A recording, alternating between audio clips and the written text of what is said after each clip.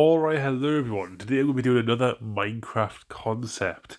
I'm actually starting to like these ones, honestly, because I'm really starting to think about different ways that I would honestly improve Minecraft. I know I don't really play it too often, but I've started to get back into it, and there's some things that I've realised that need improving a little bit. For this one specifically, I did get a little bit of inspiration off a concept that was kind of made online. I can't remember exactly where I've seen it, but it was basically taking the 𝗦𝘂𝗁𝘂 recipe and improved it a little bit to make it more like up to date. And what people done was essentially combine the normal ender pearl and the blaze powder, which you normally have to make an 𝗦𝘂𝗁𝘂, with a slime ball and an echo shard, which is the one in the top right hand corner. Now, that obviously would work in a 2x2 square, but we have a crafting table, so why not add a few more? Now, the whole point of this is because the game is developed from where it was, when the nether was introduced and the end was introduced, when we only had blaze powder and ender pearls as actual rare items. Whereas now we have a lot more, and so I kind of want to go over every single item and why I've included them. So the first one obviously being the blaze powder. I mean, we can all understand why. It's quite hard to get. I mean, not too hard if you know what you're doing, but you obviously need to go to the nether, find a fortress, and then kill a blaze and turn it into blaze powder. You need quite a lot of them to obviously craft loads of the Eyes of Ender, but once you find a spawner, you've practically got it sorted right there. Then we have echo shards, which are pretty rare to find, and they are actually a rare item as well, with the colour of the actual name being changed as well. I believe it's yellow rarity. But it's very rarely found in the ancient cities in the deep dark biome. But yeah, I don't know what the exact rarity for this actually is in chests, but I think it's, to actually make an 𝗦𝘂𝗁𝘂, it should be hard, and maybe it shouldn't be destroyed when you throw it. Maybe it should always give you it back, or at least do something else rather than like just going at the air however far, maybe. I don't know. But anyway, the next one is a wind charge, which obviously was added most recently in the what is it called? The trials update, the tricky trials update. That was it. So obviously to do this, you obviously need to kill a breeze mob, get a breeze rod, and then turn that into the wind charge, which is pretty good. Then we have prismarine crystals. I feel like prismarine crystals never really have much use. Like, I think the only thing you can use them for is literally to just craft the sea lanterns. So we'll give this another use as well. As I know that you do need to use the normal prismarine shards to make the blocks, I'm pretty sure. I don't know what the actual crystals are used for. I'm pretty sure it's just sea lanterns. I could be wrong about that, but I don't know. Then we also have amethyst as well. They are very difficult to find underground, but I did want to have something like, diamond or whatever, because I feel like that's a bit like, like, why would you want to waste loads of diamonds? I want to kind of make it so we use some items that are not really used that commonly, but if you find all these, like, very unique items, you can then craft this thing, rather than having you find diamonds, which are already used in so many recipes.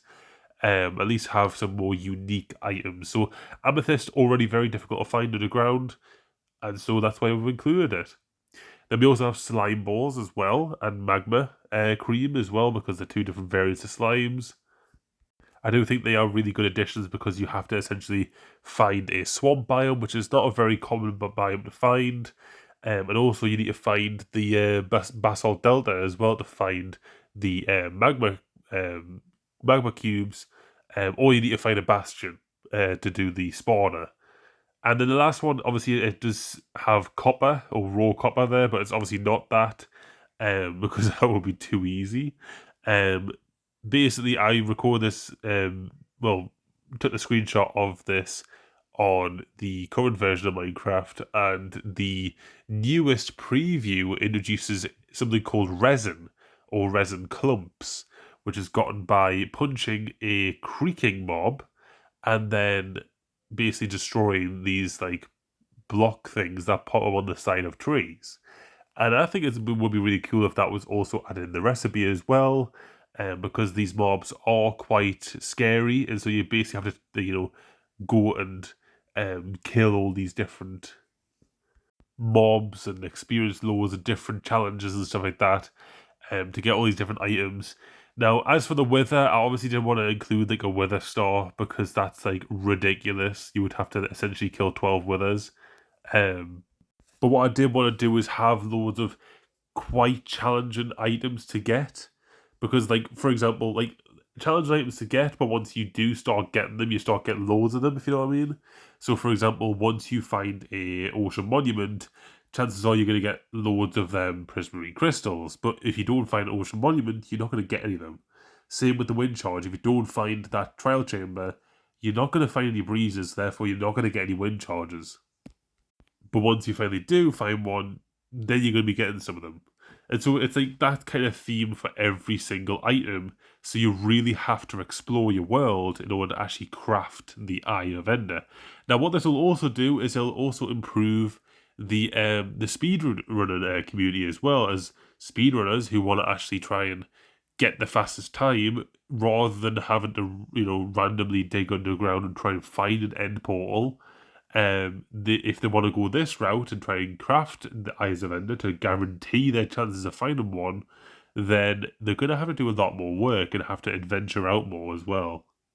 Now, in my opinion as well, obviously on the topic of speedrunning as well, I would like if the end portal actual area was kind of covered in bedrock or some unbreakable block, so that the only way that you can get in is the way that the Eye of Ender essentially tells you to go.